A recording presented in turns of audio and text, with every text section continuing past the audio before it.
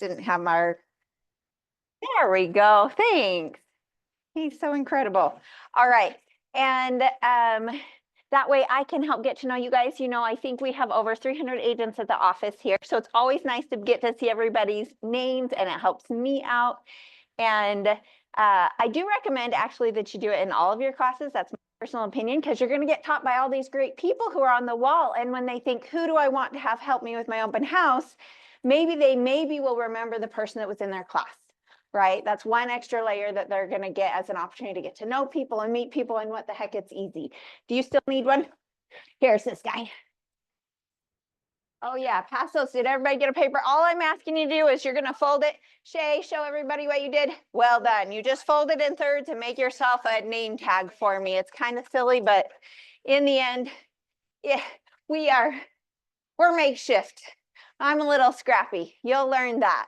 So John knows, he's across the hall from me. So my name is Angie Fischer. I've been at KW about 10 years. We're going to speed through this section of stuff because we have lots to learn. If we are good and we have high participation and we can quickly, I have added additional slides at the end for my personal seller class that I do. So in our business, I learned early on that, let's see, I might even have a pointer, that I needed to figure out how I was going to meet people, and classes were one of them. I did knock a lot of doors. I held a lot of open houses. 75% of my business the first year came from open houses. I think they're the gift from the gods. I think they're incredible. No one knows you're new as long as you've prepared and done it right. Actually, I'm closing this week, I'm closing this week with someone I met at an open house. This is the third transaction I've done with them, and I met them my first year. So I met them at the open house. They did not buy that house. I took them. We went and looked at other homes. They bought that home. We helped them turn that into an investment property and got them into another home. So this is now their third property that we've helped them with, and we're helping them build wealth, which I think is so cool. And so my name is Angie. That's my cute little family. So I've been in real estate about 10 years. We've sold over 300 homes. I need to update because we now have, hang on, 17 properties. So we started with just a duplex when I started, and we now have 3 duplexes, 2 fourplexes, and 3 townhomes, my single family home, and there's an apartment in my basement. So I do right now represent a new construction community. So I have that, and we've represented several builders over the years. I like to be outside. I like the sunshine. I like to hike. I love to teach. I really like to ride my trike. It's just this little recumbent bike. I'm kind of like the little lady who can't ride a regular bike, and it makes me happy. So that's my little doodle. Her name is Bella. And my daughter, Courtney, I'm sorry that Bella came before her. So who's been in one of my classes before? Yes, awesome. Have you been in a seller class yet? Not yet. Okay. So it's been a little bit since I've taught it. So we teach every month. I try to teach a different class for my database and my sphere. So whether it's buying, selling, investing, debt reduction, we do one on during the Parade of Homes. We'll do one on design. That's not, you can tell that's not my class. That's not the one that I get excited about, but that's what I needed to do to be able to help bring people together. I wanted to be able to get to talk to people, give value. So our next class is on the basics of real estate investing, and we'll do that in March. But this one is, you guys will get some of my seller class. And for that class, I tell them that I teach this class at my brokerage. This is, you'll just make a little name tag for me. No, you're totally good. And because we have lots to cover, I feel bad, but in a minute we'll go through and get introductions, but we're just going to hit the ground running if that sounds good. I guess I should ask you guys, no, yes. Sorry. Why'd you guys come? You got to be fast. Why did you come today?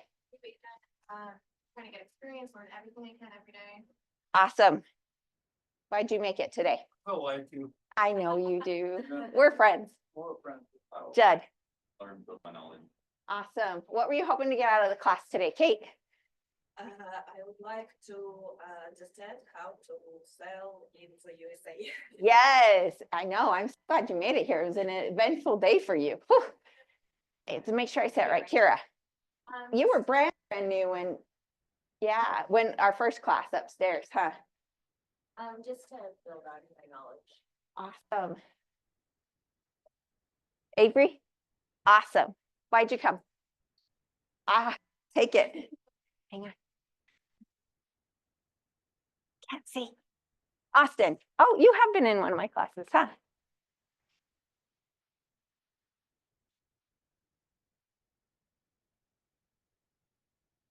Awesome. Provide more value for sellers. Leon, why'd you come today? They told me I gotta go to this one, I like to teach. That's awesome. Well, I'm glad you guys are here today as well. Honestly, this is one of my favorite classes. Have you guys heard about the 3 L's that come out of the real estate, the MREA book, the red book? So anyone heard the 3 L's? Listings, leads, and leverage. They're the 3 things. Listings, leads, and leverage. You'll find it in your MREA book.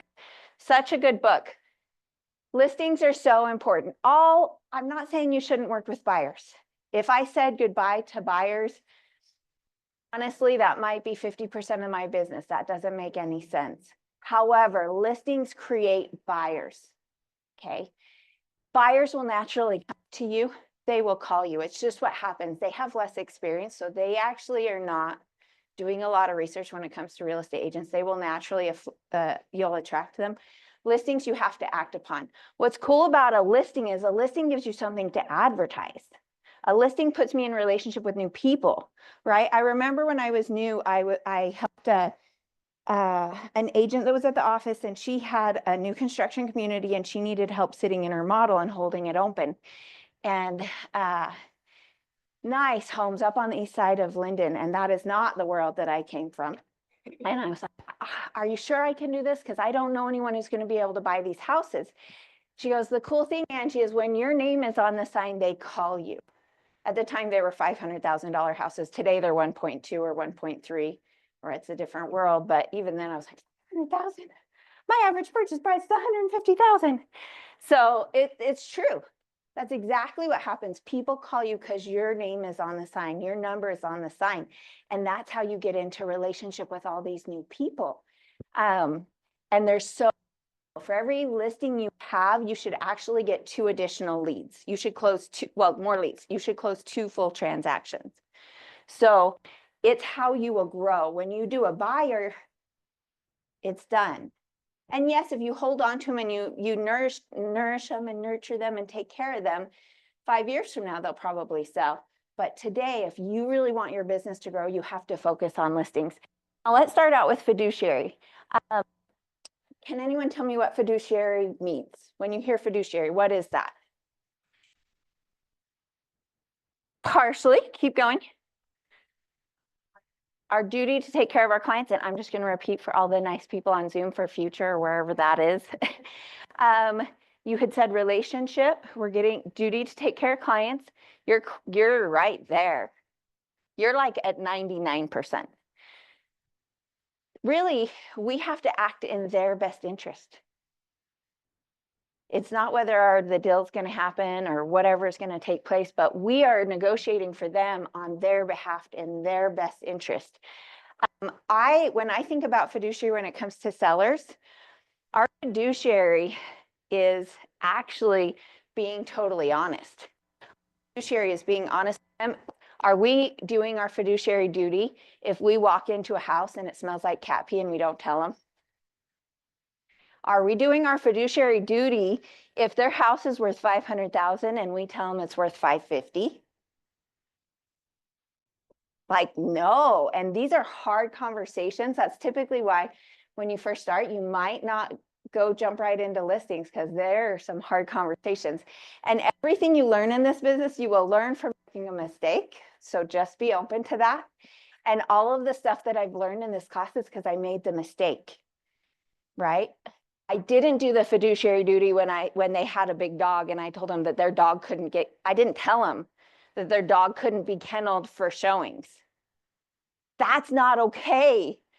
To kennel your dog because it just barks the whole time and you're never going to sell that house. Shame on me that I didn't have the guts to stand up and say, you know, I'm so sorry. You've hired me to sell your house, and the way we're going to get the most money for your house is for you not to be home. There's no signs of life, and that includes your furry friends. Who can watch your dog? Can you go for a ride? Can you do not let that dog be kenneled? You can, but it's probably going to cost you $10,000, or you might not even sell your house. So fiduciary for me, I get really passionate around being really clear with them about what pricing looks like. So we're going to go in, we'll go in and out of scripts around that if you guys are okay with that. For us, our second commandment on the team is that we do what is right because it pays well. Always save the client, don't save the deal. Every time. Save the client, don't save the deal. And somehow when we do what is right, money pours into our account. It is absolutely insane. So to give you just a really quick background of where I came from, I started at KW about 10 years ago. In my past life, I was a manager, training GM for a restaurant. So I worked at Village Inn and I loved it. I never thought I was going to leave the restaurant. I thought it was so much fun. And I loved training people. I would train the managers. They'd go out to the other restaurant. And my husband would always say, oh, you should go get your real estate license to save us some money. And I'm like, you should go get your real estate license. Busy. I work 60 hours a week. Like, you go do it. And we had just sold one of our family homes, and it's like $30,000 in commission. So he's like, well, you should go get your license. That's like what we make in a year. And I didn't. Well, one day he came home and he had signed up for school. And I was like, oh, if you're going to go to school, maybe I'll go to school. And this was back in the day when you went to live real estate school. And so we went to real estate school, like people go to dance class or they go to pottery class. This was date night for us. Hey, it was right after we closed the transaction with him. Scott, he was with the title company. So we went to school just for fun. It was $500. And I'm like, oh, I'm so naive. I was like, maybe I'll learn how to save money on my taxes. I have no idea. So he went through, got his license, and we were trying to buy an investment property and couldn't get any help. We were not at KW. I say we, my husband. His license wasn't at KW. We were at a small little brokerage where we took our classes. And no one would help us. If you have not been to other brokerages, you should go. You have no idea what you have here until you've been there. So we would walk down the hall and like try to ask people for help, and like they literally would like turn away from you and you'd be like, hey, how's it going? So crazy. Hey, can you help me? It's crazy. It is crazy. So you guys all have to go to like state training class, right? The new agent and ethic course before they give you your super or whatever. Well, my husband went and took that class. Now my husband, let's see if we can go back to, you might not get to see how cute and rough tough. He looks very soft and nice there.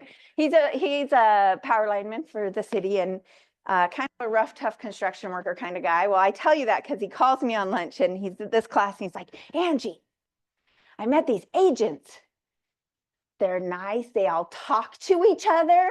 They're happy and they're making money. I think we should go talk to their brokerage or go talk to their broker. And I thought, well, why not? Right? I planned to do local store marketing. So I packed up my pies from the restaurant and I brought them out to the team leader at the time. And I was just so excited. And I didn't realize Friday afternoon in a real estate brokerage, no one was here. Like, it was so funny. But so we ended up in that meeting, learned that KW was voted #2 in training companies across industries worldwide. And what I knew at the restaurant is I could teach anyone to flip eggs or pour coffee. I couldn't teach you to have integrity. I couldn't teach you to hustle. I couldn't teach you to learn. Like you had to have some passion inside of you. And I was like, heck, if they're going to teach me, I bet I could do this. And I'd gone through my classes, but I hadn't taken the test. We went to dinner that night. It was the most moment from, like, I can't even explain it, but I looked at my husband. I was like, I think I'm supposed to leave the restaurant. I actually think you are too. And he is a very safety security kind of guy. So I didn't want him to take it back. So I went to work the next day and I sent in my notice of resignation to everybody, including the president of the company. So I couldn't take it back. And I started Ignite. That was the June 20th. And I started Ignite July 1st. So fun. So that first year sounds all great and fun and exciting. I was super grateful. We actually made the first 12 months out of, from starting Ignite, I made within $10 of what I made at the restaurant. And that was good money for me at the time. I think I made $56,000. I was very proud. I mean, honestly, like, the girl that barely graduated high school, and I'm like, oh man, I was a GM. I was doing a lot of great things. And that first year out at KW, I was within about $10. I'm sure it's because I felt like if I didn't make that money, my husband would kill me for quitting my job. And then next year, so that was 2014. In 2015, made more like 107,000. In 2016 was more like 250,000. 2017 was more like 350,000. Our last year, our team brought in about 750,000 in gross commission. My section was about 550. So really, really cool opportunity to be at KW.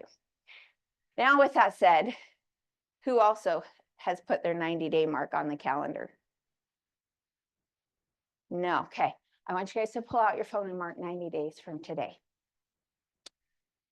And this is something I'm passionate about sharing with you guys, because this all sounds super great, right? Yay, go do some open houses, make a bunch of money, buy some houses, take care of stuff. And it is a lot of fun. Yet, I remember coming to work, doing all the things they tell us to do, working my tail off, because I was used to working 60 hours a week, and I was probably working more than that. I was getting up, I was coming to Ignite, I was doing calls, I was knocking on doors, I was doing CMAs, I was building the database, I was doing all the things. And I was having some success. I actually had a listing. Somebody gave me a chance to do that. Somebody called me on my sign. They didn't like that duplex, and so I took them to another duplex and put them under contract there. I'd had a little bit of success for the 90-day mark. Well, that original listing that I had, I screwed up on. I was getting it sold, long story. I screwed up on something more than once there. That actually, the other contract, I screwed up on it too. I remember the one agent was like, well, did you read the contract? I was like, no, I just was trying to get it under contract. And that agent called me today. So my day 90 was the last Tuesday in October 2014. And this agent called me, and man, she wrote me a new one. And I just thought, I'm exhausted. I cannot do this job. I suck at this job. I don't think I can do this anymore. This is the worst thing I've ever done, because I actually hadn't made very much money, but I was working my tail off. And I just thought, I don't think I'm meant for this. This is not it. I wonder if I call my boss if I can get my job back, because I just can't do this. This is ridiculous. How am I ever going to be successful at this? And I picked my daughter up from school, and I went home and I crawled in bed, and I was just like, pulled the covers up over my head, like I can still picture it, and just be like, God, what the hell? You told me to do this. You told me to do this, and this is what I'm supposed to do. Why is it so dang hard? And he doesn't let you sit in your mess very long. And it was probably 5 minutes. And he just was like, you quit feeling so dang sorry for yourself and get up and go to work. Just go do the work. Fine. And I got out of bed and I just started calling people. So every time you have a problem in this business, it will be solved by calling people. Doesn't matter who you call, pick up the phone, go through your phone, doesn't matter, just start calling people. Right, John? Because you call people. I hear you. You're across the hall from me. I know you know this. Hey, I want this, what do we put for the 90 days? Just mark 90 days. Just that's the event. I want you to know what day 90 is going to be, because you're going to experience day 90. Now, the thing about day 90 is you're going to want to quit. You're going to be tired. You're going to be frustrated. You're going to be like, I don't want to do this job anymore. It freaking sucks, because that's normal. And the reason I say that is so I get out of bed, I start calling people. Just calling people. Nobody answers, nothing. I'm just calling people from the last open house. I'm calling my friends. I'm calling my brother who doesn't pick up because he thinks I'm doing multi-level marketing. I'm calling whoever, right? And then my phone rings. And this guy that I had shown every stinky property to in Utah County, because he was an investor, he calls me. He's like, Angie, the smokehouse, it's getting a new roof. Can we put an offer on it? Yeah, we can do that. We probably saw it 6 weeks before. And they just sit and watch, okay? I'm like, okay, yeah, we can do that. And then the lady who I sold her duplex and screwed up on, she called me and she was like, Angie, there's a house on KSL, a condo. Can we go take a look at it? I was like, sure. A few minutes after that, a lender that I'd given all my leads to, I'd sent all of my referrals to, called me and said, hey, I have a buyer standing in front of a house. Can you go show it to him? By the end of that week, we had 5 under contract. And the reason I tell you this is because day 90, you know, not very many people stay in this business. It's because at day 90, they freaking give up.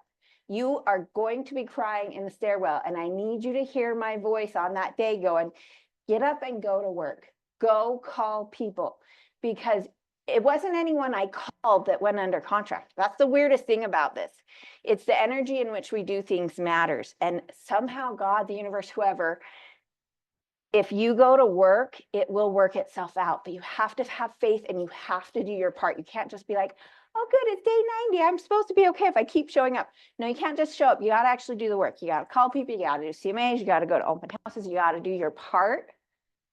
But get up and get past that day 90. The thing is, that day 90 will happen. Our business cycles in 90-day cycles. What we do today, I won't be paid for 90 days. And it's the craziest thing. I can show you on the calendar when we have big events, and then I can show you the burst of business that comes from it. So every day, call people. And when you screw something up, you're going to want to just pick up the phone and call people. You'll feel better. I promise it gets better. That was a long story, but I promise I feel like it's the most important thing you guys know from this class. Okay. All right. I need to probably have a drink of water, guys. And we may need a little bit of a break, huh? We're 24 minutes in. Okay, well, leads are vital to your sales business. Seller listings are crucial to your ability to build it to its highest level with the lowest cost and highest net. If a buyer is unqualified, I may or may not go show them. If someone asks me any question that makes me think they might consider listing their house, I will get to their house as soon as possible. I do not let listings, I don't let any time lapse when someone calls me on a listing or calls me to ask questions about their house. If I don't show up, you'll be surprised when people are ready to list, they are ready for a sign in their yard typically. And if I don't show up that day, they will call somebody else, even if I have a relationship. Your listing leads have to take the #1 priority over everything else. And it is likely they will list with you if you go see them first. You will establish that, whatever that is. I had somebody call and say, hey, what's the most popular tile to do your floor? And I don't know what's going on. What's happening for you? That's cool. You're remodeling. Oh, we're looking at selling. I get in the car. We meet that night. We go through it. I have them sign a listing agreement that's off market that allows us to. I held that listing agreement for 14 months before they listed, but they still listed with me. Like your listings, Matt, you can waste a lot of time on buyers. Don't worry. Take the time to do the listings. Okay, we're going to talk about, it is in our slide. There you go. Listings, leads, and leverage. That's the trifecta or whatever of real estate. Qualified A listing. So do you think the one that was asking me about tile was an A list, what they're calling an A lead? It's probably not. An A lead is someone who's going to list in 14 days. And it's okay. A's are, you gotta realize I'm a nurturer, so you're going to get that from me as I will nurture you. They are going to sell right now. Somebody whose mom just passed away, yeah, I'm going to meet you today because you're going to sell that house. That's happening right away. Somebody who just got a job promotion. Somebody who thinks life events typically will cause motivation and make it go fast. So your A leads, we'll get into that a little bit later. We already talked about this. You can control your time way better. Oh my gosh, I love that I can be sitting at home with my family on a Saturday night and the buyer's agents are calling me because they're out showing my listing. That makes all the difference. You really do control a lot of your time and your volume, all of the things. Okay, 7-step cycle. Ooh, this is converting your leads. Let's see what they have to say. Respond right away to your lead inquiries. That's a given. Now, anytime somebody, well, let me cross this back. My recommendation is if anyone gives you the sense that they might be looking to sell in the next 24 months, I start a listing alert for them on the MLS for me. I don't have it sent to them.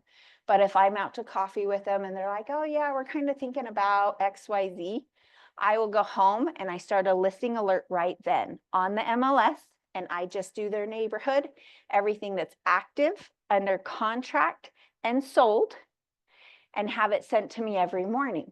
It'll only send it to me if something happens in their neighborhood. It's sent to me, and then when that happens, I can text it to them. Hey, this just happened in your neighborhood. I sent out 3 this morning. That's all it was, is hey, this just got listed in Mona. It made me think of you. They may or may not be looking to list right now, but they're watching. There's 2 things that are going to happen. It gives you content you can share with them that's not invasive, or just sharing. Hey, I saw your neighbor just listed, and you know before they do. All of a sudden, you're the expert. That's number 1 that'll happen. Number 2 is you'll get really good at pricing, and so will they. When you go to list them, they'll have realistic expectations on their prices, but that's something free and cheap that you can do. You can do that in your database right now. You could go down your list and set a listing alert for people 1 mile in their neighborhood. I personally, email that goes out, every time they don't open that email, it gets closer and closer to spam. And every time you get closer and closer to spam, all the others get closer to spam. I end up in people's spam. That's just what it is because we email a lot. But I also just I feel like I get a higher, it takes more time, but I get a higher result from it. And if I don't want to, it's not automated, and that's the point. It's my relationship with them. So I would recommend doing that. Now, respond right away to your inquiry leads when somebody is looking to sell. Find motivation, that phone call. Should we role play for a second? Anyone want to role play with me? Kara. Do you want to be the seller? Awesome. You can make up any story you want. Oh my gosh, Kara, that's so exciting. Thanks so much for calling me. So what's happening right now that's making, what's happening in your life right now that's causing you guys to consider a move? I'm so sorry. Your husband lost his job. So if you, I don't have to repeat it. We'll just get closer to you. Oh, that sucks. So if you guys were to sell your house, what would you guys do? Where would you go? We would to the townhouses up the road. Sounds exactly like a conversation I had with another client, just like you. You're not alone. Are you doing that because you feel like it's going to reduce your monthly payment, or are you trying to access equity? What is it that you feel like is going to help you? I feel like we have a lot of equity in our home and we'd be able to pay cash. Okay. And you'd be able to control some of that. All right. Are you guys current on your payments right now? Do you have an idea of how much your home is worth, or what kind of equity you have in it? Okay. So when are you thinking you want to make this happen? Like, what does that look like for you guys? As we Okay. You know what I find is this. Do you have time this afternoon? Maybe I could just swing through and just check to see if there's anything that we should be addressing before we get it on the market. I could do that probably like at 3. Would the kids be home from school yet? Or do you want to do it before they get home or after? you can come at 3. Okay. Kids are quiet. Oh, that's so good. You're so lucky. And you are right. Most of the time, you know, we call it our 3Ds. Most of the time that's what's going to get your biggest bang for your buck. Your deep clean, declutter, and depersonalize. But we can kind of get a checklist of the things that you might need to do to get it started. And then maybe a game plan of what that might look like. Oh, I'm so sorry. It just sucks. But we got you. We'll take care of you. So I literally did that though with somebody recently. It was my flower girl from my wedding. Her husband did finally get a job. They pulled off, so we did not sell that house, which was way better. It was way better. I'm glad she didn't lose her house. But we've had so many. That was Sarah told me they had another guy. Oh. And I will try to go down every path with them. Should we look at refinancing? What does it make sense? What can we do? What is there? If you really want to sell your house, let's get it sold. I want to get with them face to face. I get to their house, we're going to get to that. Because I feel like once I get to the house, we go through the process and then I go through a timeline. I'm like, oh, we should just, okay. But I'm trying to be more structured. We'll keep going. So what people want from their agent, who, as far as that goes, these are their percentages. What do you guys think? What do you think people want from their agent when they're hiring them to sell their house? Good. That is one of the top 3 things. I know what they have there. I will. Communication. What else? Make it easy. Make it easy. And they want to have somebody they can trust. That's a really important part. They want to have somebody they can trust. They also want to make sure that they have somebody who knows how to price it, who's going to get them the most money for it. It's interesting because a buyer doesn't know what they don't know, right? If they're a new buyer, first-time home buyer, they don't know. Even a first-time home seller, the first time I called my friend and I was like, hey, I heard you got your license on the side. Do you want to come sell our house? We were the worst clients ever. I look back, she didn't sell the house either. We pulled it off the market because we didn't price it right. We didn't do the right things. She didn't have the right conversations. So we didn't move, even though we got offers, we didn't accept them. I was the worst. But know that they want somebody who's going to help them maintain it. Now, everybody's a little bit different. I actually don't love looking at houses. I'm not a very good buyer's agent. It frustrates the heck out of me. I'm not good at design. I can't, all those things. I love the selling side. Most of it's a lot more direct. It's about numbers. It's about getting the most that they can. It's about protecting them. It's the contract. And I can do the other stuff, but it takes a lot of emotional energy. Okay, so we're going to build some trust with our sellers. We're going to show them the benefits, do a take back close, negative, positive closes. What you guys are going to find is I am less into those types of scripts. I'm just not very good at them. Most of my confidence comes through either the knowledge of the contract or the knowledge of the market. I will tell you what I know through experiences, what I've seen, what I felt. You're just like other people. Let's help you move forward. This might be for you. That's their take back close. We're just going to skip it. Sorry, guys. Oh, a lot of times though, who's been on the listing appointment so far? Good job, because he calls all the time. I don't know if you guys are upstairs by my office. He calls all the time. I'm so proud of you. It makes me think of when I started. I made a lot of calls. And you, do the work. So good. Okay, so what are you the most scared of the seller asking? What questions, like what prevents you, like what objections might you think you might get? Commission. Will you do it for less? Yep. And Oh, so, well, the one I was on, and so, I'll get the transaction on Monday.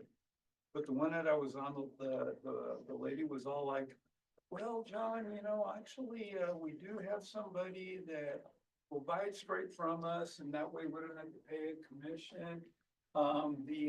what's her name? Pardon me? What's her name? Oh, her name's Eva. Eva. Let's role play it. So Eva, why is that important to you?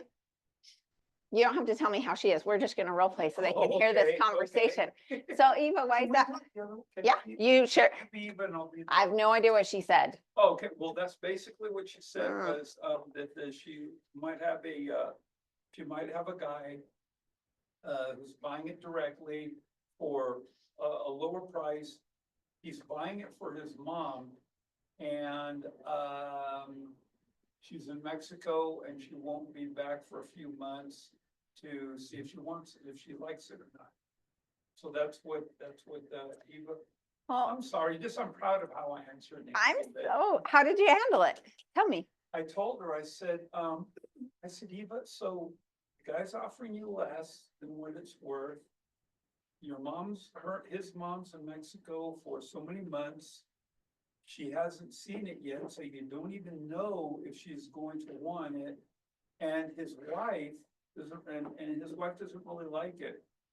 Isn't that a lot of moving parts and it may not even work out? Are you willing to wait so many months Mhm. to get an okay? On the other hand, we can list it now and I'm going to get you qualified buyers and we can get this sold so Mhm. that you can move to the condo that you want in American Fort. You tied it back to motivation. Where are Yeah, I you did. headed? I did. That is the most important. That is the answers. You've got to tie it to their motivation. Good work. I think that's huge. And I think that happens a lot. My neighbor, my this, my somebody. Yeah, And you know what? You're not alone. That happens for people all of the time. But the challenge that I have is that they typically are asking you because they want a discount on your property. Yep. And so let me ask you this, if they really want your property, it went out and it got fair market value and they still were the ones that bought it, then you know you got all the money out of it. Does that sound right?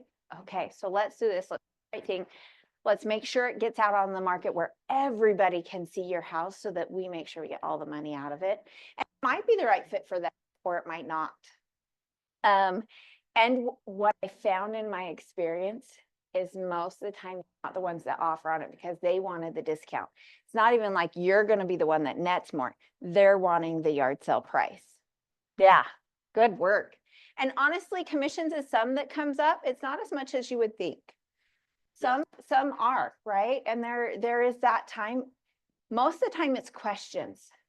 Okay, when they're asking, you might be like, I'm not sure if I'm going to get it. They just want all their questions answered. They want to know what to expect, how it's going to go, what's it going to look like. And a lot of times people won't even talk to me about commissions or net, and it makes me stressed because then I go down the path and we get them on the market and they don't get enough money out. So I personally always go over net at the listing appointment or before we list, because if the numbers don't work, it doesn't make sense. And I just say, you are making life-changing decisions based off of the information I give you. So I give you really realistic information. So my prices are probably going to be more aggressive than what somebody else is going to give you. But I don't think it's fair that I'm going to ask you to do all these things and change your entire life. And we get you on the market and then you have to drop your price by $25,000 or $30,000 or $40,000.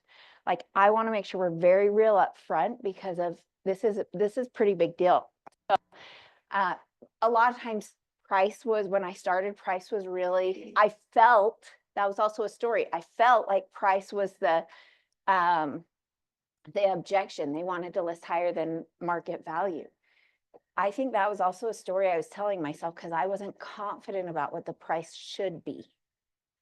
So I think that was for me in handling that. But being able to answer the question and always tie back to motivation, your words will work if they're coming from truth.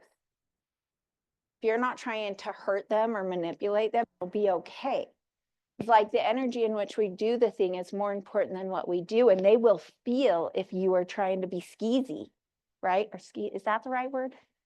They'll feel it though, but they'll also feel if you really are genuine and you're trying to help them reach their goals and accomplish what they're trying to do, they will feel that no matter the words that come out.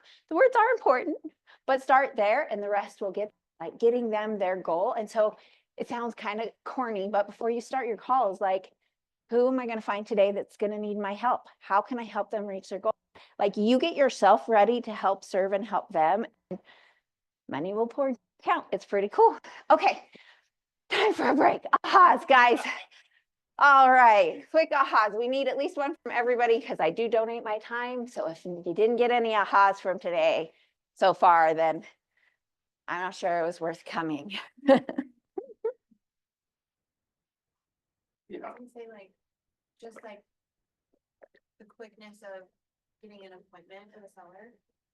Don't feel like you have to have all the information before you show up in front of them where you're like, I need 3 days to prepare. Just try to go get there as soon as you can. Because the way we live in our house is different than the way we sell our house. That is a script I use all of the time. When they go, oh my gosh, my house is a mess, come next week. Oh, no, don't you worry. The way we live in a house is so different than the way we sell a house.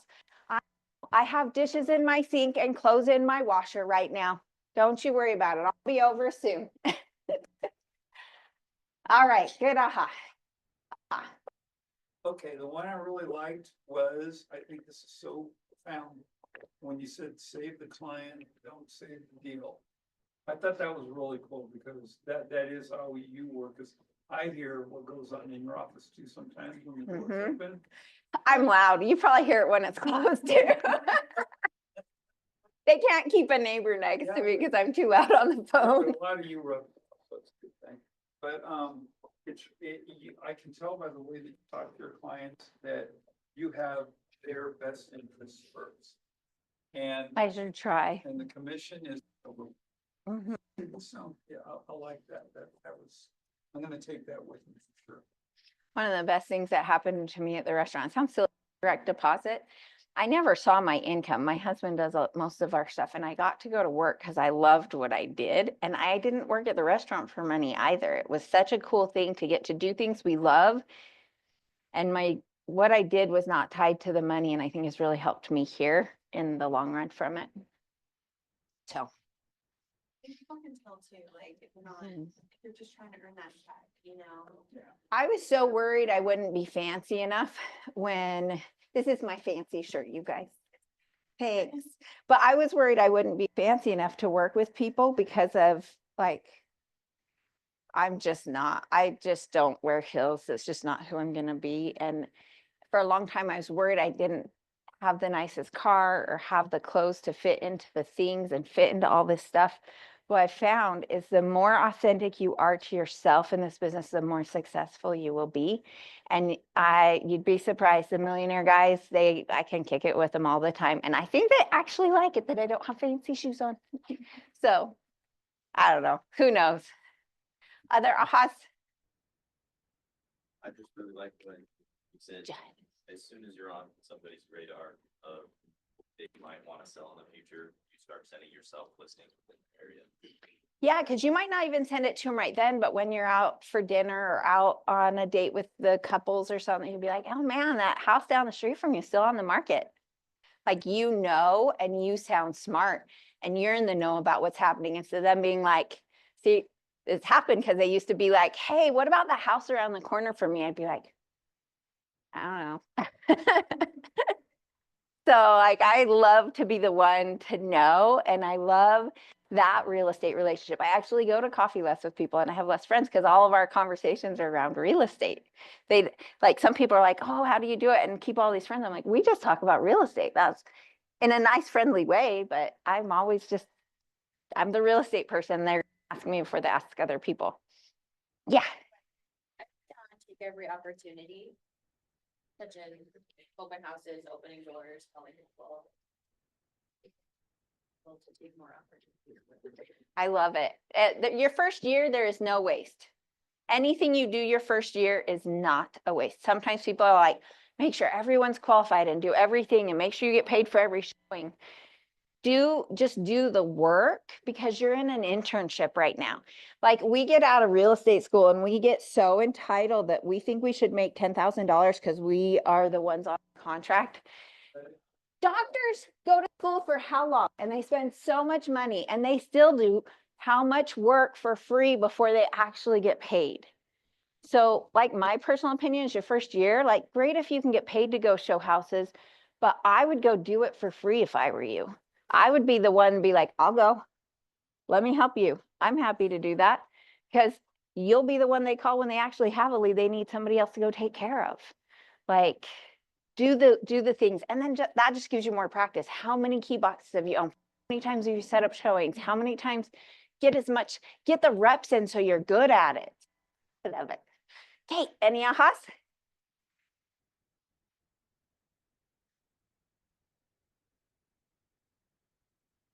I'll come back. Practicing names at the same time. Austin, why do I keep having a challenge with that? What's your last name? Pemberton. We had this conversation. Okay. Any ahas here yet?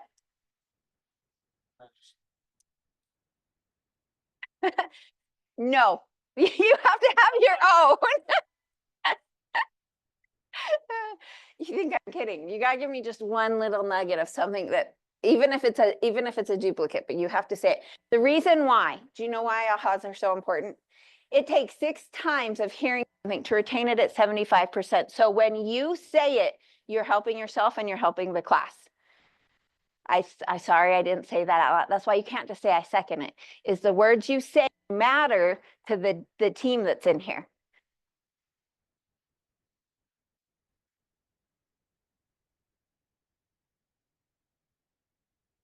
Yes. Be there with them. And if you need help, there's people in the office. You're like, oh my gosh, I have a listing appointment tonight. Good. Leon. Oh, it is fun. It's fun. I agree. Valuable box, from a salesperson to their client. I truly appreciate how there should be no semblance of like this. Obviously, the seats in this.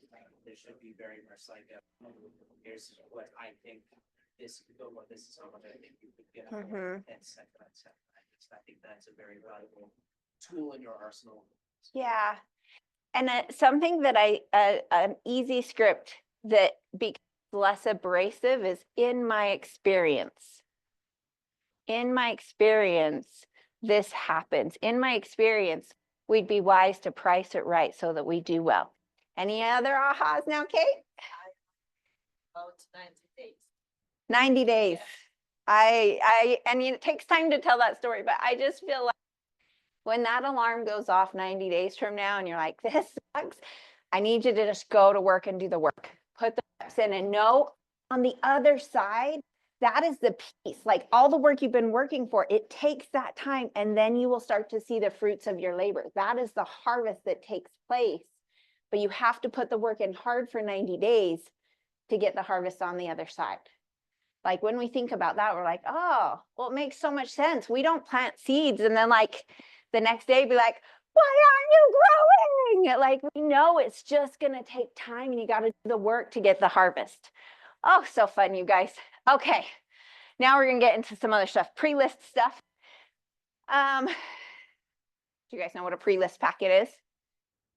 Some people and great agents are really good, and they will send a pre-list packet before they go meet for they might not do it Angie's way and go right away. They may say, I'm sending a packet of information. I will meet with you in 2 days. This is good as well because it gets something in their hands. Now, I tried to do a hard packet. I tried to do this and I failed and it just flopped when I did it. I know some people, there's this guy upstairs, actually, I don't know if he's still with us. He would do for sale by owners. So as soon as he got an appointment, he would call an Uber would pick up his packet. I'd watch him out front and the Uber driver would take it to the client's house and drop it off and say something like, I have a friend out in Maryland that does it. And she has her person trained that they knock on the door, they open the door and she says, you're going to love working with Jess. Everybody does, and gives them the packet. I've never done well at that. So it's better to do something than to do nothing. And since I wasn't doing it well, I personally send an email. So my email has some client testimonials in it of things of people we've helped, things that have gone well, has a couple of success stories. It also has the 3Ds we're going to talk about. And I personally just have a recording of our seller class. The first, and it just breaks it down. The first 45 minutes is market information. If you don't have very much time, skip to pricing and home preparation at minute 45. And I just say something like, and if you're in a really big hurry, you can put it on 2 times the speed. But that helps them. Anybody who watches that video, my listings go so smooth because they're just like, oh, I did all the things you already told me to. I'm ready to go. And I can tell all the difference. But even if it's just an email with some basic things to them, you need to get them something before you meet. It's helpful. And apparently Cameron will tell you AI has a pre-listing packet or can make you one if you need. So if you don't have any reviews, that's the number one thing that should be in your listing packet and your pre-list packet or your buyer packet. If you don't have any closed transactions, go to past bosses, go to past coworkers, go to people who can speak to your work ethic, your integrity. Those reviews matter, even if it's just written on a piece of paper. You can, and ask them if you can just use that in your marketing material, because they're the people who already know you show up on time, you work hard, you're hustling, whatever it is, get those reviews. On a side note, I tried to refer somebody to somebody up in Park City Midway area. She used to work with me. We're not going to get too into it. I wanted to refer a client over to her. I Googled her. I couldn't find anything on her that I could share with the client because it wasn't a direct client. It was somebody to somebody who said, hey, Angie, my daughter's friends, cousins moving here. I see you don't service that area. Can you help us? I love they called me. We're the resource. Go get yourself on the internet. Put your picture on the LinkedIn. Put your picture on Realtor. Put your picture on Zillow. Put your picture. She's been an agent for 3 years. I was so frustrated that she didn't have her picture on the MLS. Like,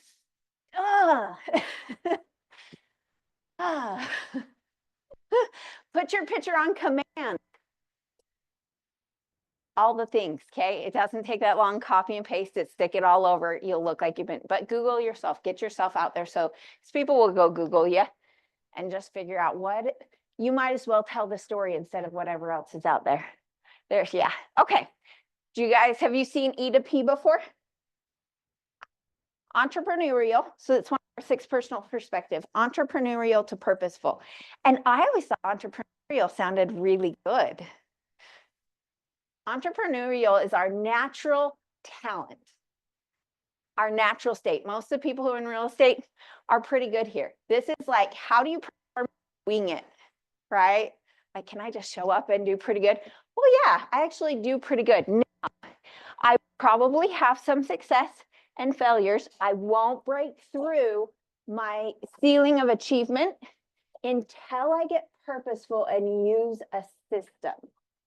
The systems and tools that allow us to be purposeful.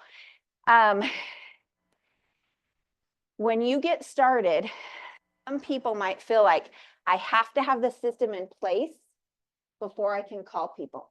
I have to have the listing packet before I can call people. After you just told me I need a pre-listing packet. I can't call people until I have a pre-listing packet. Call people, ask, then work the system. If you call people, if somebody wants to set an appointment, you can get yourself a pre-listing packet downloaded in 5 minutes. It'll be fine. That's all we started with. Wonder if I have a listing packet with me.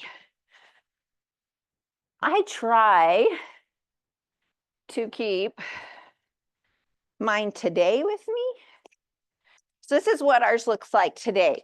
When I started, I just downloaded whatever they had on command. That was it. Go download it and then you have it. But you guys are welcome to take a look at those and pass them around. And now we have a system. And a system can be as simple as somebody says they're thinking about listing and I go set up a listing alert. That's as simple as a system. I put their name on a spreadsheet and I make sure I follow up. Whatever it is, just make sure you have some sort of system in place. And as you create chaos, see right now you guys are in this spot. Right now, just work it. Once you get there and you do the work, it'll force you into your system. Okay, we already talked pre-listing. I'm going the wrong way, guys. Keep going. Okay, pre-listing goals. So pre-sale, build the seller's confidence. We kind of already talked about this, sending something up front. So if you even just sent an email that had 3 reviews or 2 reviews, heck, 1 review, I send no email at all or I send an email with one review from my past boss. Send the one review, okay? Do something that way. You want to make sure that really their goal is, you said in the back, I think, the goal was make it easy. What sellers want, make it easy. Make sure they know, even if you're new, you have this awesome team that is helping you. They're going to help you through the transaction. It's going to go smooth. Make sure that really being a professional is going to be like,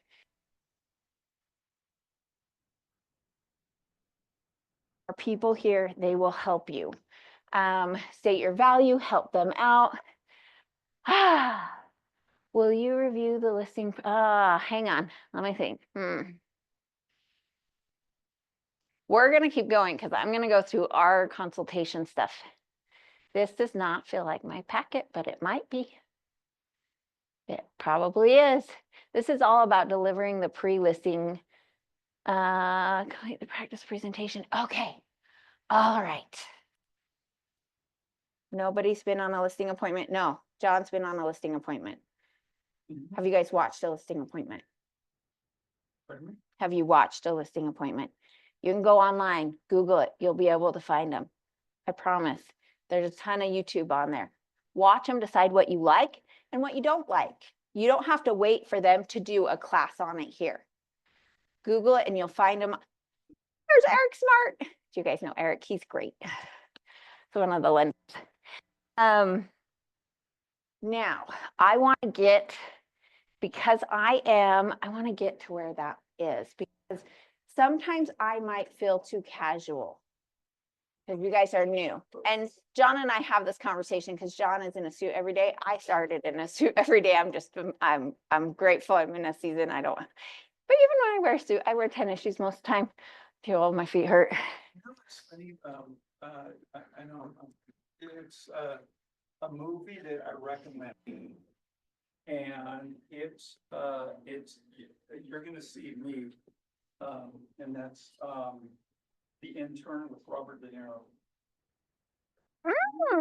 Good. I love that movie. Great movie. Oh, That is me. That is me. He shows up to this internet base, you know. it is so what's- cute. That's such a good show. If you ever get to watch The Intern, it's a good show. It's a good. That makes me laugh. Like, it makes me smile and feel good. Laugh's not the right word. It makes me smile and feel good. Okay, so your listing presentation. I'm working with people today that I've worked with 3 or 4 times. So that listing presentation is going to look different than it did the first time.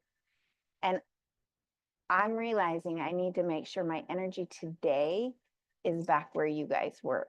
And I'm realizing I need to sit down with you and go over what a listing presentation might look or feel like on day 1 with them. Because today is like, perfect, we're working together. That sounds good. We're going to do these 3 things, which is similar. Let's say you call me. I always have my documents, but I don't always pull them out. Sometimes I might even say, I don't even have the documents because I didn't think we were going to do this today. Let me see what I've got. I want to run through a basic one with you in case that's the way this is, because you haven't seen it and you have to start to build that knowledge and understanding. I want to ground myself a little bit. Thanks for being patient as Angie refines her energetic, blah, blah, blah. Like, I want to make sure that my energy is right for you guys. Oh, okay. For this, I know. I'm a little kooky that way. I need it to go because it's not letting me reset. Let's go. Pause. Resume. Timer. Let's delete. Let's start again. Okay, that gives us 30 minutes.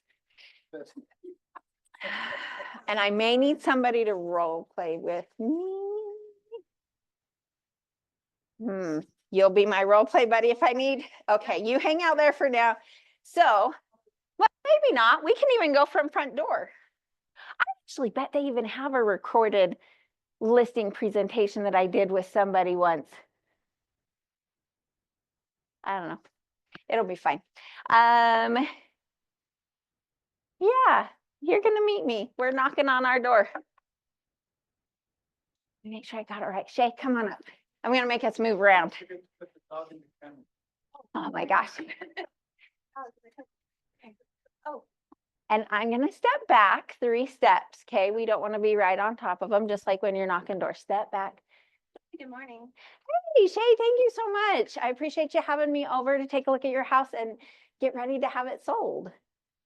For coming. Awesome. Well, do you mind if I just set my stuff here at the kitchen table with you? Yeah, that'd be perfect. Let's do that. And then before we sit down, do you mind if we do a quick run through of your house? We'll just get the basics, but more details, but that'll give me kind of an idea of what we're looking at. Sure, let's get started. Sounds good. One thing I want you to note, put your stuff at the kitchen table. They are going to try and sit you in the living room. Don't do it. You will not sign anything in the living room. Business is done at the kitchen table. Okay? Drop your stuff at the kitchen table. Great. Let's take a look. All right. You know, the way we live in a house is so different than the way we sell a house. Thanks for letting me come over. I know you're not quite It's ready such a yet. Don't even worry. Well, let's do this. Why don't we? Sorry, guys. You guys have got to just put up with me today. I'm going to try and give you my best. I'm doing this. This is the way the bold script is to go do it first. I actually sit down and then we go do it and then we come back, but it's okay. We're going to go for a walk. Let's go for a walk. We're going to walk through. At this time we're building, depends on how much we know each other. Oh my gosh, so cute. You guys are BYU fans? Oh, yeah, love that school. That's awesome. I'm collecting information. You're like, No, actually, so I'm collecting information and taking notes. I might even be taking notes, but maybe not sharing with it right now of different things that I'm seeing. Like Okay. there is a dog there that I'm seeing. Okay, great. How long have you guys lived here? Oh, about 10 years.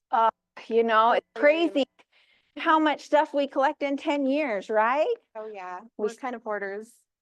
Oh no, I go into a lot of homes. Your house is great. Don't you even worry, even if they're hoarders.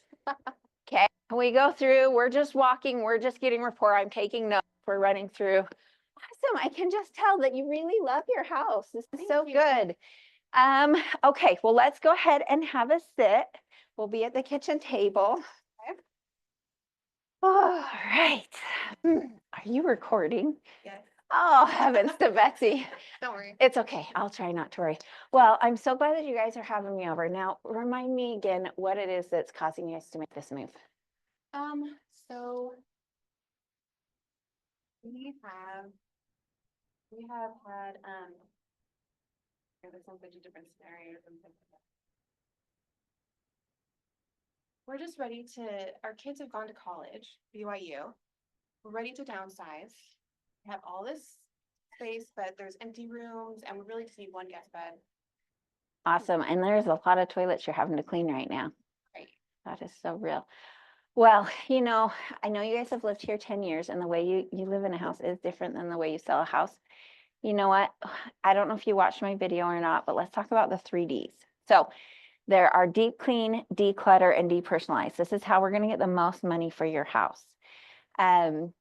At the end of the day, you're in really good condition, but we probably need to focus on those. Our deep clean, we can help take care of. That's something that we'll include in our package. But the depersonalize and the declutter, actually, I should help you guys with that. So let's go through that. Like, honestly, I love BYU too, but we really want to get through our 3 Ds. Yep, 3 Ds, deep clean, declutter, and depersonalize. And so what we want to do is, you know, when you go into a model house, it feels like nobody lives there. It's because nobody lives there. There are no toothbrushes. There's no dirty socks. We want to make sure we take and get rid of as much as we can out of your house. And so really everything looks good, but I look around, we actually probably need to take out about half of what you have in the house right now to get it ready to sell. I know. So we kind of have this rule of 3. So typically we like to see only 3 things in each room.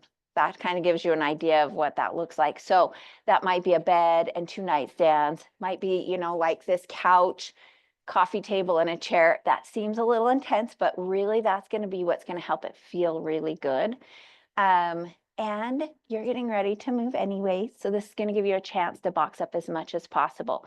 Now your garage is not going to sell houses. So feel free to box up as much as you want. And either let's pick one room that it all goes into, or out into the garage.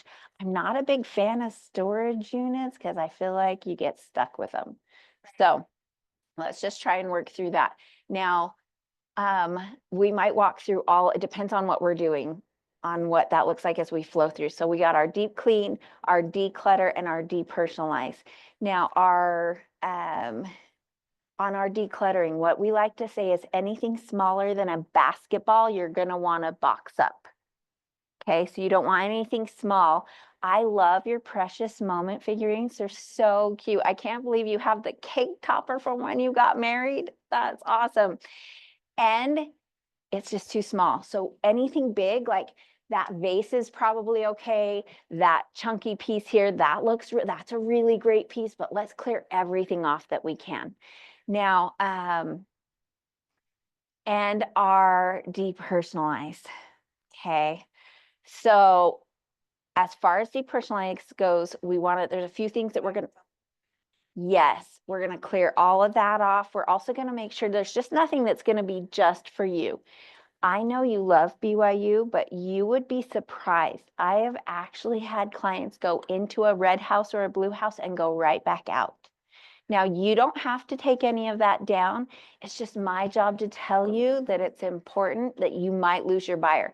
My job is to make sure you get more money for your house than anyone else. So at the end of the day, I will share it with you and then you can decide. I also noticed it looks like your husband's a hunter. Yes, he does. You know, that deer is awesome. And yes. So we can definitely take that down. I know. I don't know if you want me to tell him or you'll tell him. I'm happy to you do the tell him? work. Yes, I am happy to do that. And again, you don't have to, you don't have to do it. I just feel like it's one of those things. And because it's just one of those things, I've had people walk in a house and walk right back out. So I probably would pull that down. So honestly, like I start to run through the different pieces of things. Now on our class, it's so good if they've watched the video because I'm not talking about them. I'm talking in general. So it's not an attack.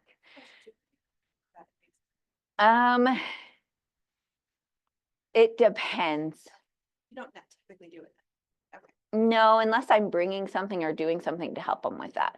So I run through and we get through all the things. And even before I had my cleaners come and clean for them, I would just talk about deep cleaning. So deep cleaning is actually one of the most important things you can do for your house to get the most money. Because the thing is people don't realize it. We live in our house. We don't touch the things like our baseboards, our windowsills, our blinds underneath the fridge. And the thing is that other people won't know why they like your house. They just like your house, right? Because nobody ever notices a clean toilet, but they absolutely notice a dirty one. And I use that script and they go, oh, you're right. So they'll just walk in your house and they'll like it. They won't know why. Okay. So cleaning is going to be really important. That's something for me though, I personally take care of because I can't do the depersonalizing. I can't have these one clients. I cannot shred the 40 boxes of papers. You got to go through that stuff. You got to figure out how to get rid of those things. So I'll have somebody come in and help clean, but you do the rest of that. And I will actually even get back up and go back and start to work on stuff and be like, okay, this here, what if we move this and we have this here and we go through and we run through, I'm like, and I go right back to it. I'll be like, I know you're not alone, but these baseboards probably got to get cleaned and we probably need to take this wall and see this wall. It has all your grandkids on it. The challenge is I'm going to make sure you are on every single website out there. Like, did you know Walmart even has a place you can shop for houses? Oh, wow. I'm going to make sure you are everywhere. However, I don't want your grandkids' faces all over the internet. So it's probably good that we take these down. And they go, oh. Now, it's up to you, but I think it'd probably be smart here. If we go ahead and pull them all down, we do probably want to get that patched. If that's not going to work, like they have a really cute, like, you know how they do whatever that stuff is called, collage. Yeah.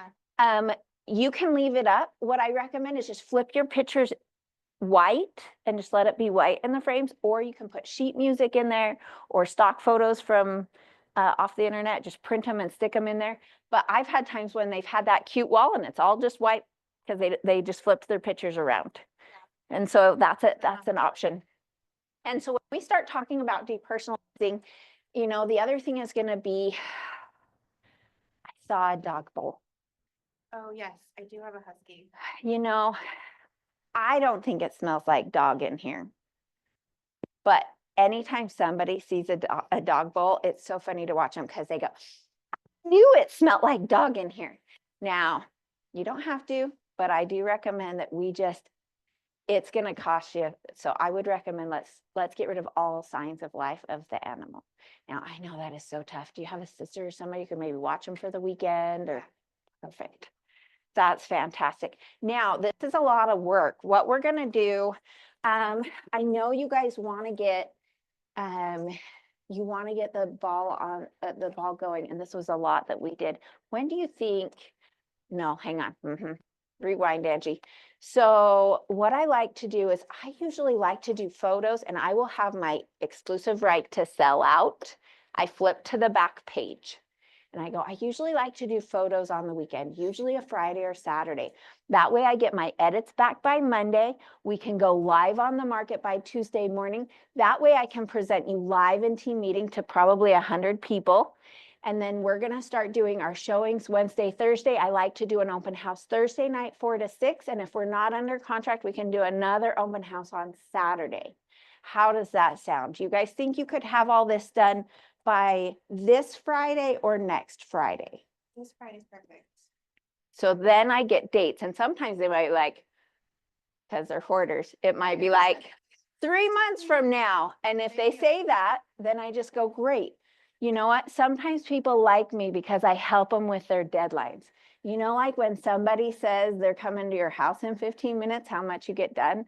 We can totally do this, but would you like it if we just maybe did a check-in in a month and see where you're at? I can do another walkthrough, see where you're at, and we can do this again. Yeah, perfect. Awesome. Why don't I plan on coming over then on the 14th?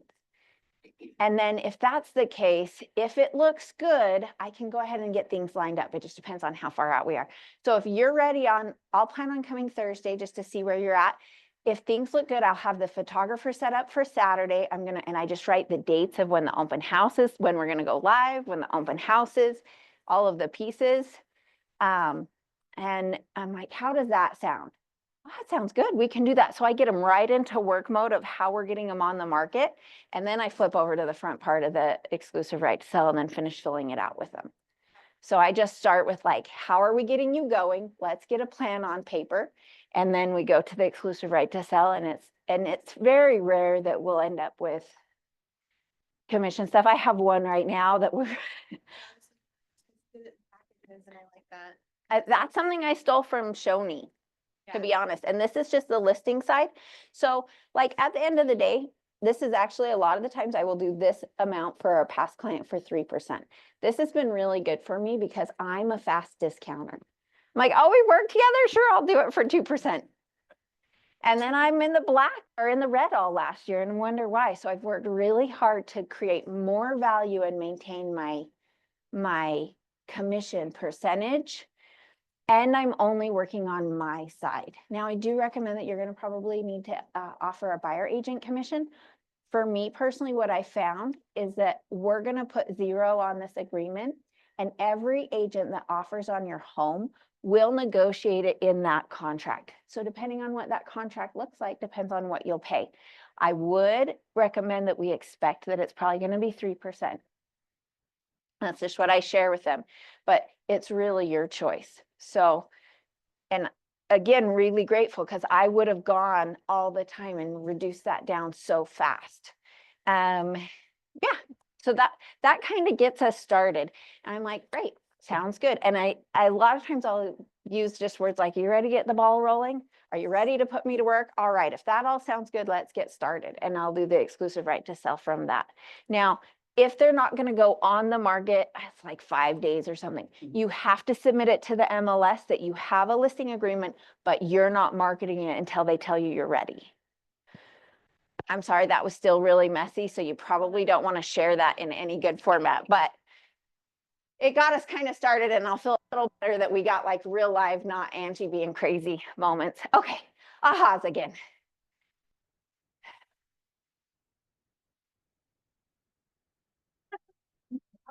like more strategic, weekday thing. Like, Mm. what's- And it doesn't even matter. Everybody has a different strategy. Just have a plan that you know you'll execute on. Yeah, because you already know this is what we do. This is when we schedule. This is how it's going to go. And I like it. And that's for me. I know there's Becca Summers, I think, lists on Wednesday. And so does Jen Jorgensen lists on Wednesday. But I think it's because they also want it further in the week. Aha. The one aha that I got, I like the way you delivered the 3Ds to Shay. Mhm. And the reason why is because you started with, hey, have you ever gone to, like a model home? And, and it looks like no one lives there. Well, the reason why is because no one lives there, and so It's we wanna give normal. that same impression. So And that- another script I might say even is, this is gonna be a lot of work to get your house ready to show. So that's why it's gonna be so important that we price it right and we do it right the first time. Because agents will show your house even if you're overpriced. Okay, that's the problem, is us horrible real estate agents, we will show 5 houses. And if you're overpriced, I'm still gonna show you to make these look good. So that might be during a pricing conversation.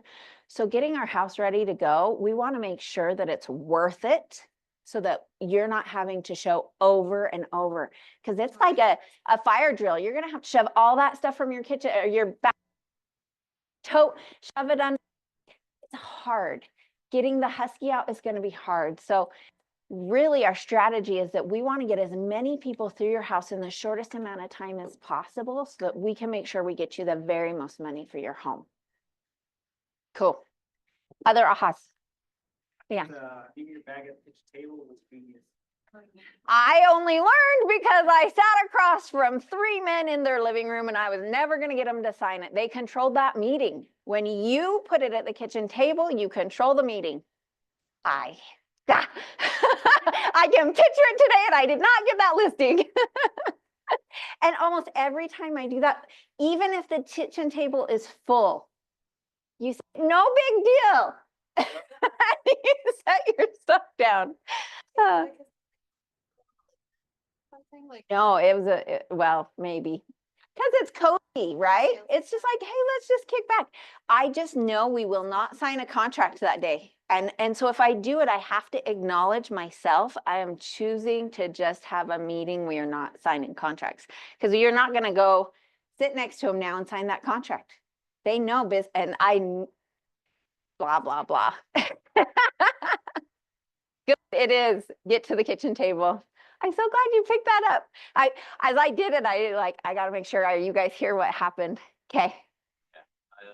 I like the kitchen table thing. I did like a month of summer sales, and that was something that was taught, like, get in, set the expectation. So I also like that expectations are set beforehand. Mm-hmm. You can get the same result, but if they were expecting worse, you get $500,000 for the home, but they were expecting 80, they're ecstatic. They are. They can go on a cruise now, or they can. It's just gravy at that point. It's so good. Yeah, and helping them understand that price is going to matter. We're probably going to get more into price as we go today. Okay, good. I love it. Other ahas? Okay. Yes, no, yes? Okay. All right. Did you know that not all houses sell? And I talked to sellers about this. About 25% of houses that get listed don't sell. What seller do you think they don't get sold? Too high price. High price? Poor condition. Because there's 3 things that sell a house: price, condition, and marketing. And seller, I'm going to take care of the marketing. You're going to be everywhere. I'm going to make sure that we take care of that. Now, as far as the price goes, you guys are going to just determine what that is. I won't. I'll share with you market information. I'll give you advice, but you're the one that's going to determine what you price your home at, and condition is on you. I need your help to make sure. Okay. In the market that we're in, it's a tough market right now. Not only are we in a price war, we are in a beauty contest. Okay. It has to show well, and we have to be better priced than everybody else. So we have to beat a price or condition. Yes. A lot of little interior things. What are like big national like construction things? So Also, another script is as we got walking, I says, I'm out of my realm, you guys. It's been a little while because I'm working with all the regular people. So I always call it golden mile as I'm talking with them. The golden mile is from the time the buyer gets out of their car until the time they get to the kitchen table. By the time they hit that kitchen table, they already know whether they're making an offer on your house. Okay. So all these things that I told you about only get done if from the golden mile is taken care of. Okay. So they go, well, should I clean out my master closet? Only if the golden mile is taken care of. Should I take care of the storage room downstairs? No, only if the golden mile is taken care of. So all of those pieces, it depends on price and it's going to depend on comparables. Okay. So when somebody, should I replace my blue carpet? I have to go to their neighborhood and I have to go, what sold in their neighborhood? Did any of them have blue carpet? None of them had blue carpet. Yes, you should replace it. And the next person asks me, and I'm in Kearns, and all of them have shag orange carpet. Your blue carpet's fine. It won't matter. So check, every piece is going to be different. It's going to be different as to whether the laminate countertops are going to be okay in Santaquin that maybe they wouldn't have in Spanish Fork. Same with some deer heads, but I still ask them to take them down. Santaquin's going to be a little bit easier on that than you are going to be in I don't know, your house. So that's really going to be the piece and knowing what that looks like. So for me, I actually do a lot of that digitally. I pull up everything that has been, I pull 2 sets of comps. I pull everything within a mile and we look at what the mile is. And then I pull everything in their price point. So let's say we're looking at somebody in Provo today. And we look at the 1 mile, and this is how I go through pricing with them. The challenge is, these are the comps that are in your neighborhood, okay? The challenge is these are sold, okay? This is what an appraiser is going to use to validate the price on your home. The challenge is a buyer is never going to walk through those homes, okay? They're gone. What we need to look at is what is our active competition. So this gives us an idea of what an appraiser is going to appraise it at, but says we're probably in the 450 range. So you know what, seller? Let's look at everything under 475 in Provo, Orem, and Springville, because a buyer's going to look at all of those, right? Right. So we have 2 sides. We have what an appraiser is going to look like, an appraised value, and then we have market value. So now we're going to look at everything under 475 in those 3 cities, and I'm going to pull it up on my agent full report on the MLS with them. And I scroll through and I go, are you better or worse? And I make them look at what's currently on the market. And that's how they come up with their price. Because the minute we go, oh yeah, we're better. There's no garage. We're better. That yard looks like crap. We're better. Yeah, We're better. perfect. We're better. And then they go, oh, that one's better.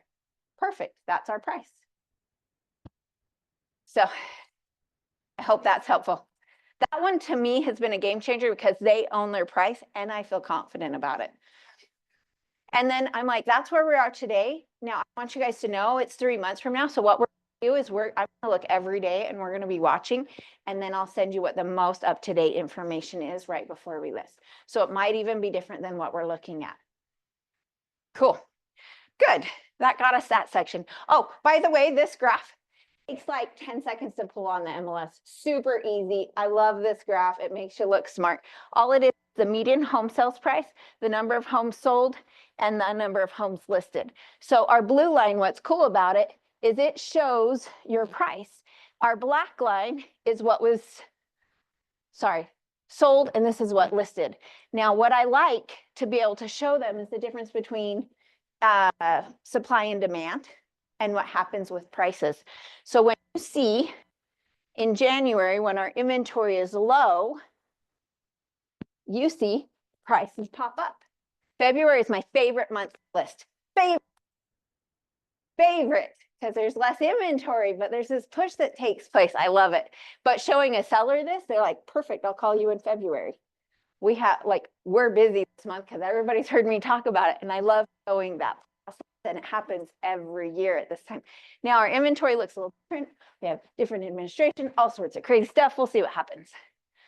All right, so 3 things that sell a house: price, condition, and marketing. This is starting into a little bit more of Angie's slides from our class.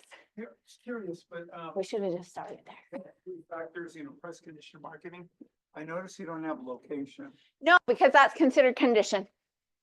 It's Oh, just that a makes condition you sense. can't change, Okay, that makes sense to me. right? If there's a train back there, that's condition. All right. How are you gonna deal with that? The only way you can deal with the train is through price. Right. But it's still a condition. That makes Now, sense. some conditions we can fix. So I've got a house on 1300 in Sandy that's going up on the market. We're doing photos again on Saturday. It's on 114th South and 1300 East on the corner. Busy freaking road. It's a trust sale. It was in bad condition. And it was like, do we spend the money or do we not? If it had been in a cul-de-sac, I would have told them to spend the money hands down. It was on the, it's a busy road. There are moments of quiet so I can get out, like pull in and out, but it's a busy road. We didn't do the work on it. It will be when I do a before and after. And it just wasn't great. We ended up putting 17,000 into it. So we'll go live again. So we did carpet, paint, lights, repaired. It needed done. And the condition is 1300 and 1300 is probably what's the busiest on it. It's on 1300. You have to deal with it through price. Yeah, it'll be fine. I can't wait till that one goes up. We'll have to see. Okay, now prepping to sell. Let's see what else is on here. Our 3D. So this is our class that we teach. So they come, we work through it. Our declutter. I want to get through more of this because we didn't talk as much in detail because every situation might be different. So when I talk about that declutter though, it's just going to be really important because the way we live in a house is different than the way we sell the house. We're going to need to pack up probably half of everything that is here. Anything that is on a flat surface, we love to put stuff on. You are just like everybody else. They have already cleaned before you got there, even if their house looks like crap. Okay, honor that. I can promise you they've already spent time. They already are like on edge. Honor it. Don't blow a ton of flowers. Just know, I know you've already worked really hard on it. What we're gonna do is you're gonna want to get as much as we can off. We want flat, clean services. No more than 3 things per room. And deep clean and declutter. I think I actually go into individual. Let's see, let's go and see if it gives it to us. Ah, yes, the staging rule. We already talked about the basketball rule. We talked about the rule of 3, and we talked about the golden mile, right? So that golden mile means that you actually need to go out and look, seller, at your spot. I mean, when was the last time you parked on the road? You never thought about it, but you've got weeds all the way along there. And actually, we probably should sweep that up. It wouldn't take very long, but there's some junk that can happen. And as we get out, I want you to put your buyer glasses on, seller. Let's go look as if we're a buyer because we look at it totally different. The seller thinks their stuff is worth so much. So we'll actually sometimes just go out and walk it and be like, okay, let's walk up. You didn't realize that your doorbell is dry rotted and that you're like the things along the way, like there's some real minimal things that they could do to clean up. So you talk structural, it's not even a ton of stuff, but maybe the railing needs spray painted. Maybe the front door needs spray painted. Maybe just changing out the I guess people have rings. Like the other ones, I'm thinking of my little tri-level I owned. It was dry rotted. Let's get have more pictures. Let's keep going because we got to get through stuff. Hang on. There we go. This is the one. So simple tricks, especially for vacant houses, get a wreath on the front door, get a welcome mat out front. Even if you don't paint your front door, get a wreath on it. Get a fresh mat. I just have a handful of stuff that I get. How are we doing on time, guys? Oh, we're gonna have to go soon. Okay, and other things. Shower curtains, hand towels, soap, toilet paper. Make sure your house, if it's vacant, always has toilet paper. I know they're not supposed to use the bathroom, they will. And without toilet paper, it's so much worse. And a little bit of greenery. So we stage a lot of time, we call it accessory staging, just a couple of cutting boards and a plant in the kitchen. Your bathrooms, oh, I should add those pictures. We just listed our townhouse for sale, and hang shower curtains, put a plant in there and put a towel, and all of a sudden, oh, it looks so cute compared to like sterile and gross. So ours got rented probably within 36 hours. The one next to us did not get rented and is still on the market. I mean, like little things like that will matter. This little kit is what I'd recommend. It's like, it's going to cost you $50. Have one that you can then take to the next house. It's an investment that you'll take to the next. Let's go back to where I was a second ago. Staged versus unstaged. I used to think when I started that clean and empty was as good as staged. It's not. And seller, I understand there is more than 3 things in this room. That just gives you a sense. I went to this one house and they took my class. She did move everything into the garage. Like I had to start bringing stuff back in because it was empty. They usually won't empty all of them, but it helps you go, you know how I said 3 items? This whole wall of bookshelves probably needs to go. So, we went through that. You guys probably saw this. These are both MLS pictures. And I do this in the seller class, but these both are MLS pictures. What's the difference? Show me what else. Show me what they did good when we talk about the 3Ds. Oh, the one on the right, it's nice. You have a couch, you have a love seat, and I like the base. 3 things, Yeah. right? Chunky, bigger than a basketball. Look at this. These shelves are empty and it's fine. You might feel like the thing is when we take your pictures down, it's going to feel naked in here and it's good. The more wall space we have, the better. Yeah. Okay. Get as much wall space as you can. A good photographer, this is a great picture for me to show people because a good photographer goes a long way. That's really all that is. We've opened these up and we pay for professional photos. I do not take them with my cell phone. I don't change my own oil. It's not my job. I let people do what they are good at. Just get rid of all the schlupp. It's just at the end of the day, help them see this. Same kitchen.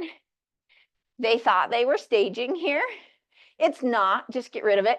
This is the same fridge. You talked about it. Just clear the fridge off, whoosh, and clear the countertops off, whoosh. We got rid of these little curtains and I took something out of one of her cabinets and stuck it up there, bigger than a basketball.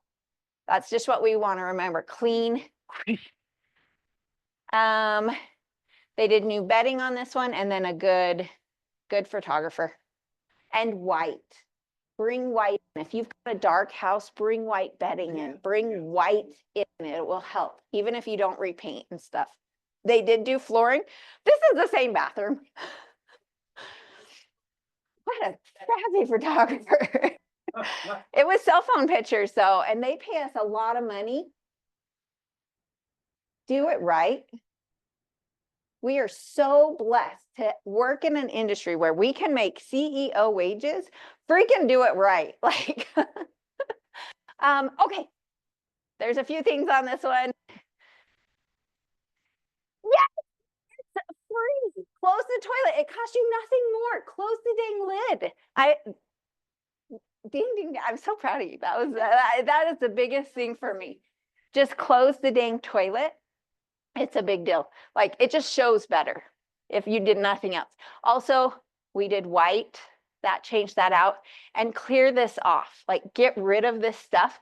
Even if it goes back out after photos, people remember what they saw in the photo. Their brain is already decided. I can see they've clicked through my photos 17 times before they came to the open house. They have already seen that shower without the body wash in it. You can stick it back in. They won't even see it now. Yeah. It's so, even if it's just pulled for photos, people come back from having their photos done with me and they're everything's shoved down underneath because I will do one more walkthrough and I'm like, we're going to just get rid of stuff. Yeah. Oh, mats. I am also anti-mat. Okay. the way, and I just said, the way we live is different than the way we sell. You need this when you get out of the shower, but your eye only looks at this and it doesn't look clean. Okay, the same happens here, that mat.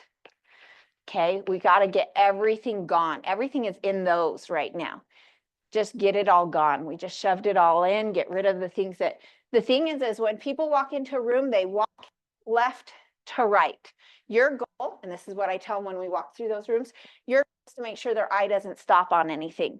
So I know you love your cute turquoise towels. They can't stay because then people are focused on your turquoise towels and not your house.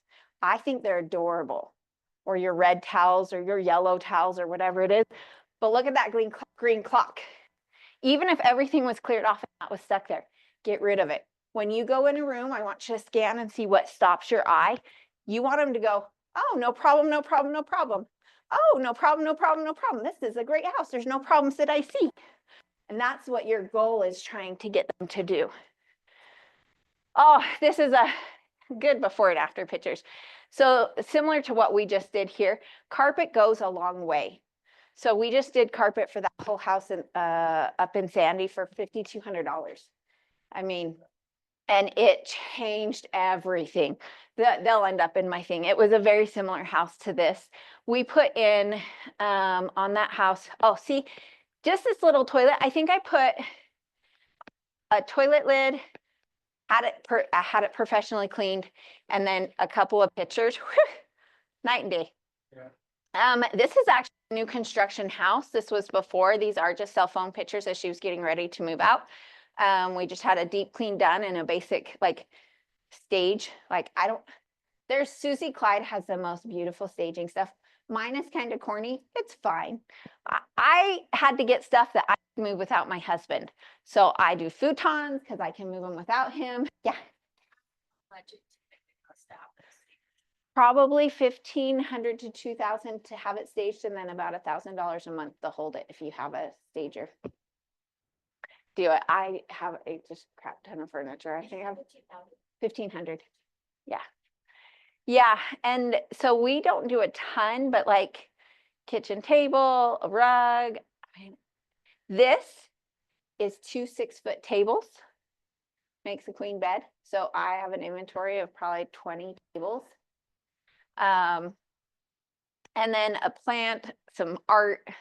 I really don't hold a lot of stuff, but you can, it depends on what you want to do. We do accessory staging and depends on who it is, whether I'll go into a full stage. We're bringing some basic stuff in on Sandy now that it's all done. This one, before and after, we got rid of all the family photos and changed that light fixture so it could be bright and updated. Made all the difference. And it's silly that a light fixture went from a dark entryway to bright. Have all their, so that's one of the checklist items for us, is that they need to make sure all the lights are on, working with the same light bulb. I don't like the yellow color. I don't know what it's called. It's the bright white. It's not bright white. Daylight. Daylight makes all the difference. You can totally change things out. Same, just showing what the right type of furniture is. That was a table they had. I just brought chairs and a rug to go with it, but on how that's going to show in comparison. We take a lot of time on my stage with them. We're taking as much as we can from their house. So we use their same couches. I got rid of this chair and we just worked with what they had to make the space feel better and picture better. Ooh, those rugs, Huh. right? We changed that light fixture out. I think it cost me or something. Cleared the countertops off, and then I did get an island. I think that island was about $100 too, but it just helped it because it was like, where's this island? Any ahas from this section? I always love before and after pictures. I think they're so fun. It just is like Dramatic. it is. Okay, so this is a marketing plan. It is on Kata. Well, I don't even, it's called Command now. Sorry, that's an old picture. My piece is, if you do a list like this, doesn't matter what you do. If you say it's your marketing plan, do it. If you're not going to do it, don't put it on your list. Delete it. If you're not going to hold open houses, that's okay. Just don't put it on your list. Okay. Only do what you say you're gonna do, even if it's 3 things, because they will hold you accountable to what's on the list. Okay, so that's one piece of advice, set expectations. Only do what you say you're gonna do. There is a marketing list that you can pull, and there's already a packet from Command you can use. My other tip is communicate. You might feel like you're over communicating. They want to hear from you every day. They really do. Okay. But minimally communicate on Fridays, no matter what, even if you talk to them Thursday. Friday, you have every person you're under contract with or you're working with, send them a text or give them a call that says, hey, just a quick update before the weekend. Nothing is happening. That's great. Just send that. That's okay. If you don't, I swear to God, Monday you will get all of the angry phone calls. Put it on your list, call them on Fridays. Also, so as a buyer, your buyer has the right to cancel contracts most of the time with the earnest money protected. As a seller, you don't have that same right. So as a new agent, you look beautiful. I love your coat. You're good. One last tip for you though, before you accept any offers on your listing, make sure you have someone check the contract because they can't cancel it. As a buyer, you have a way out. As a seller, you do not. This is super important to me, and I feel very passionate about it. So before you accept any offers, make sure it gets verified by somebody because there are pieces in that that can really impact that seller.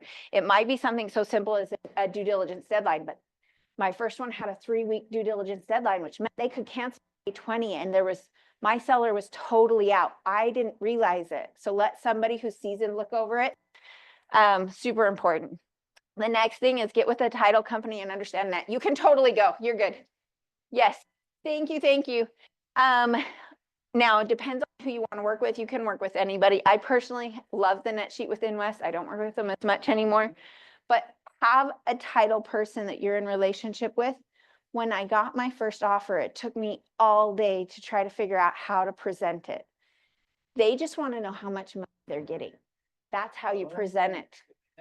The net sheet. They need to know what they're netting from it. And it's whether it's good or bad, do the net sheet with that offer. And then that's easy because if it's not what they want, then you just negotiate off of that.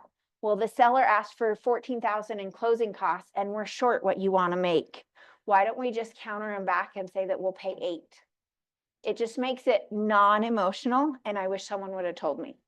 That's why I share that. Sharing all the stuff I wish somebody would have told me at the beginning. And you're not alone. Realize that you have a whole team. You're working with escrow team. You're working with a lending and finance team. You've got the brokerage. You've got your team with the high performance team. Is that what's called these days? Coaching team. I don't know what it is. And honestly, you can market yourself as a team. There's a lot of people who are helping you. Okay, ahas. And then I think we're done. Not possible. Let me make sure. Yes. Ahas.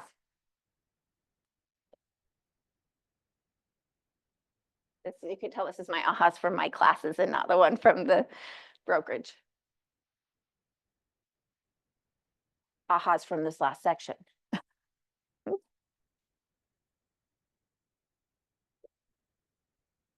Yeah.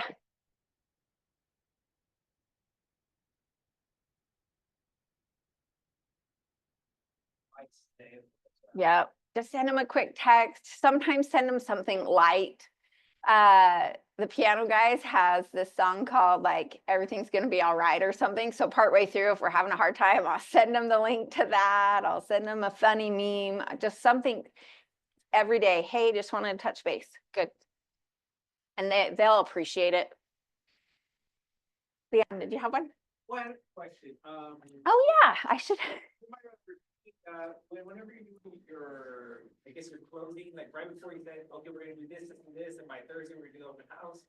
What was it? Oh, good question. So typically I like to do photos on Friday or Saturday. That way I have my edits back by Monday. We'll go live on the market on Tuesday. I like to do an open house Thursday afternoon, 4 to 6. If it's not under contract, we'll be able to do one on Saturday as well. With that said, do you think you could have the house, depending on our situation, I'll know from our conversation. Do you think you could have that ready by this weekend or next weekend?